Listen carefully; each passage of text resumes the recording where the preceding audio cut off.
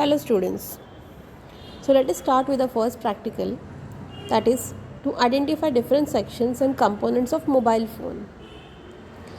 What is the program outcome? You have to apply electronics and telecommunication engineering knowledge to solve broad-based electronics and telecommunication engineering related problems. Then you have to experiment and practice, and then your teamwork and individual work. What is the relevant course outcome? Troubleshoot mobile handsets. And what is the affected domain related to? Demonstrate the working as a leader, follow ethical practices, handle equipment carefully, and follow the safety practices. Now coming to what is a mobile phone. Now a mobile phone is what you use in daily life. You know what is a mobile phone more than what a book knows. So it is a phone that can make and receive telephone calls over radio link while moving around with a wide geographic area. It does so by connecting to a cellular network provided by a mobile phone operator, allowing access to the public telephone network. Now, nowadays, the mobile is not only used for receiving and making the calls, but you have developed it to a great extent. Let us see the block diagram. Now, you can see in the block diagram, there is display, keypad, on-off switch, SIM, battery, USB connections, then there is memory, ROM and RAM, then CPU, then you have a DSP, that is your microprocessor, you have DAC and ADC, your analog to digital converter and digital to analog converter, then you have RF part. Now this RF section, it is what it is basically doing filtering, and it is converting to the analog baseband signals in the RF section.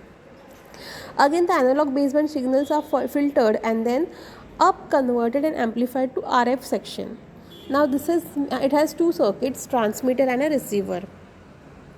So RF pass is basically doing what? It is filtering and converting into analog baseband signal, and again from analog baseband signal to the amplified RF signals. Analog baseband signal or voice baseband codec. Okay. Analog baseband signals from RF receiver section are filtered, sampled and digitized before being fed to the DSP section. Now you can see the DSP section in the middle. The coded speech digital information from DSP section are sampled and converted to the analog baseband signals, which is then fed to the RF transmitter section. This is your DSP section. This is your RF part.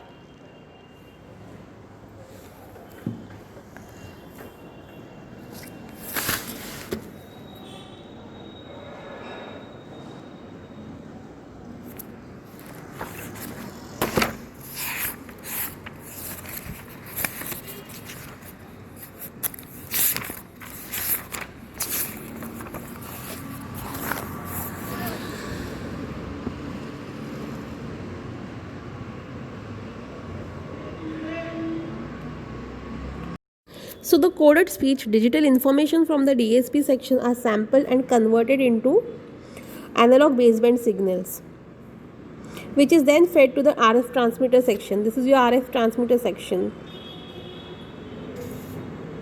The voice speech from the microphone is digitized and coded to a certain byte rate.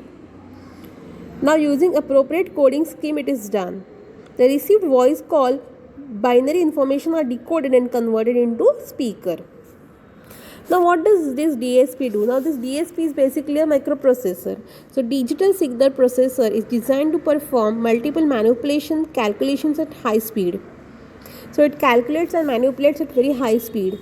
So the microprocessor handles all signaling for the keyboard and display. It deals with the commands and control signaling with the base station, and also coordinate the rest of the functions on the board. So it is basically your processing unit. It is doing all your audio and speech processing.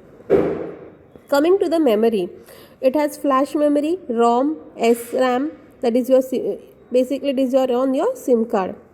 So ROM, SRAM and flash memory chips provide storage for the phone's operating system and customizable features such as phone directory. So you have your phone directory in your phone where you can store your contacts and all. The SIM card stores subscribers' identification number and other network information. Okay. Then you have power management, that is your battery. So this section regulates the battery, all the voltages required to the different phone sections. So this is going to provide your signal.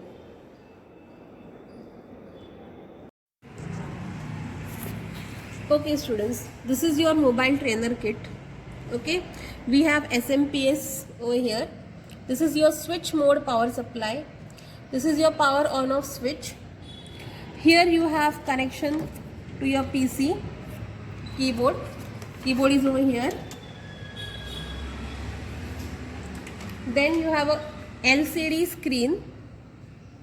You have main communication unit, main communication port, communication circuit, communication port to the PC. Here you can connect to the PC, interfacing PC. This is your kit reset button. This is your GSM control circuit. This is your SIM card module, antenna. This accessory box has a receiver. Now coming to the keyboard description. This list, it will list various commands possible in the GSM trainer. Reset, it will reset the kit. Then there is a dial, it will be used to dial the phone. You have cut can be disconnect the phone. Answer to answer the or accept the call. Then clock will give you date and time. Quality, it will give the record signal strength. Register, it is used to registration status of the product. Error will be used to report mobile equipment errors. You have wind will be giving simple instructions like SIM inserted, SIM removal or ringing conditions, etc. And AT will be used to give simple AT command used to check the communication, and these are the digits used to dial the number.